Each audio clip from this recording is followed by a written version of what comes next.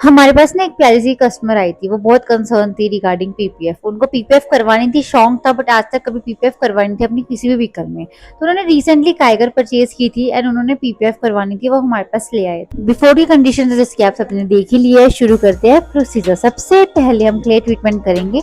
गाड़ी के पेंट के ऊपर जितना भी खुरदरापन होता है, क्ले ट्रीटमेंट से वो ठीक हो जाता है। इससे आपकी जो फिनिशिंग है वो स्मूथनेस में आ जाती है। हमारे पास ना बहुत सारी क्वेरीज आती है, वो कस्टमर हमें बोलते हैं कि डायरेक्ट आप फोम वॉश के बाद पीपीएफ कर देते हो। ऐसा कुछ नहीं होता।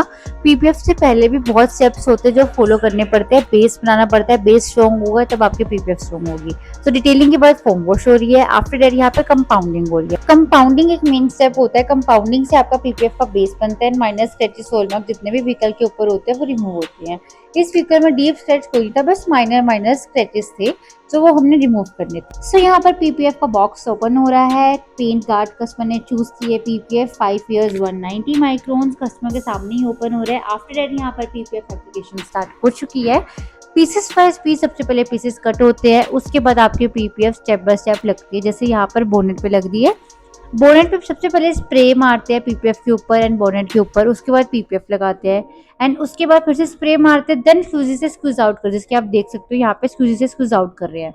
जितना भी नीचे पानी है, बबल्स है, वो इस हिसाब से निकलता है स्क्वीजी से। ये करना बहुत जरूरी होता है, अदरवाइज अगर हमने नहीं किया तो पानी रह जाता है एंड हमारे बबल्स होने के बहुत चांसेस होते हैं। ये काम बहुत पेशेंस से करने वाला है पीपीएफ का काम, क्योंकि इसमें टाइम लगता है, बट अगर बहुत अच्छे से किया जाए तो आपकी ये 5 साल कहीं नहीं जाने वाली। पील ऑफ का तो नामो निशान नहीं होता फिर। उसके बाद अब यहाँ पे डोर में लग रहा है, डोर में भी सेम लगेगा। उसके बाद जो लास्ट में हमारा एक्स्ट्रा पार्ट होता है उसको कटर के थ्रू कट कर देते हैं। ये एक स्पेशलिस्ट ही कर सकता है, दैट्स वाई पीपीएफ की अलग से एक टीम होती है। इसकी आप देख सकते हो किसी किस हिसाब से कट हो रहा है। ये हमारे एक्स्ट्रा पीसेस जो रह जाते हैं उसको कट करते हैं। कट करने के बाद फिर ऐसे हीट गन के थ्रू इसको मर्ज कर देते हैं। अब जो एक्स्ट्रा पीस रहते हैं उसको कट इसलिए किया जाता है ताकि हम अंदर के साथ थोड़ा सा पार्ट होगा, पीस होगा, वो अंदर की तरफ मोल्ड हो जाए, ताकि हमारे जो है पील ऑफ के कोई चांसेस ना रहे। इस हिसाब से आपकी पीपीएफ होती है।